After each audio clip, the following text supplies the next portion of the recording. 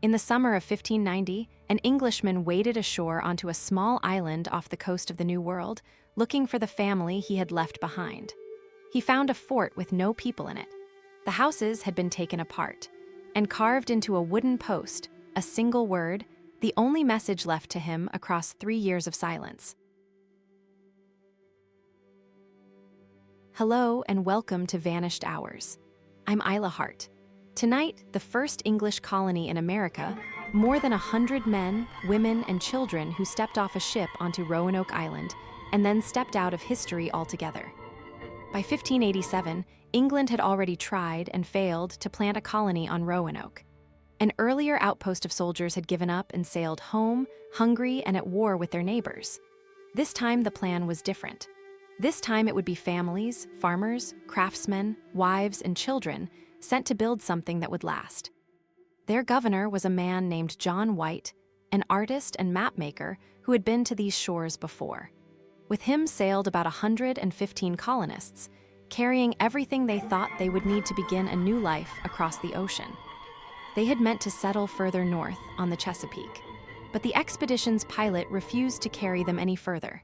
And so, whether they liked it or not, the colonists were put ashore on Roanoke, the same hard ground the last colony had already abandoned. And yet, for a moment, there was hope. On the 18th of August, 1587, the governor's own daughter gave birth to a baby girl. They named her Virginia Dare, remembered as the first English child born in the Americas, a new family in a new world. But the colony was fragile and far from safe. One of the settlers, wandering alone to catch crabs, was killed near the water. The land around them was not empty. It belonged to peoples who had already learned, from the soldiers before, exactly what these newcomers could mean. Not all of those neighbors were enemies. On a nearby island lived the CROATOAN, led by a man named Manteo, who had sailed to England and back and still counted the English as friends. But goodwill was thin, and supplies were thinner. The colonists made a hard decision. Someone had to go back to England for help, and they chose their governor. John White did not want to leave. He was leaving behind his daughter and his infant granddaughter.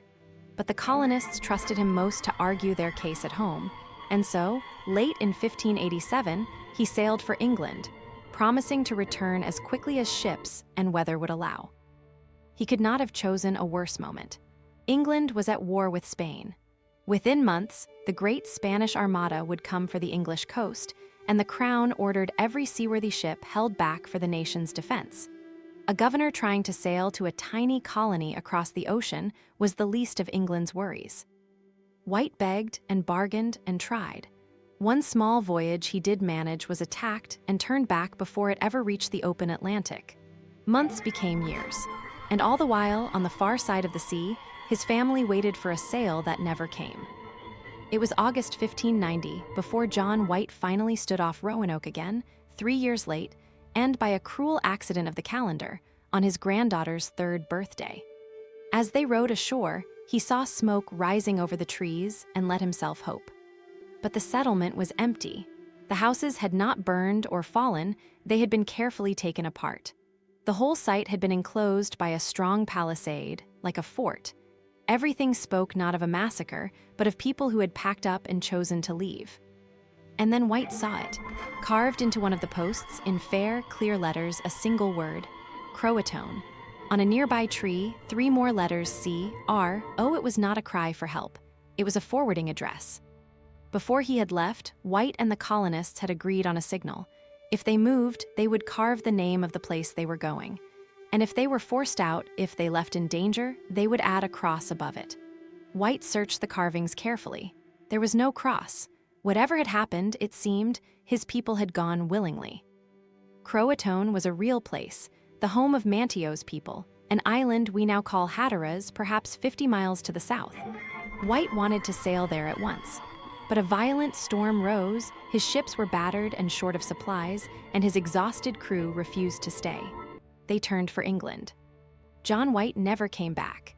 He spent his last years in Ireland, writing of the colony he had lost, comforting himself, in his own words, with the hope that his family was safe among friends. He died without ever knowing. The word on the post was the last anyone would ever hear from the Roanoke colonists.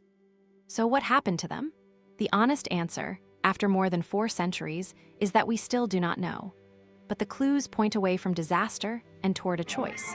The most hopeful idea is that they did exactly what the carving said, that they went to live with the CROATOAN and slowly became part of another people.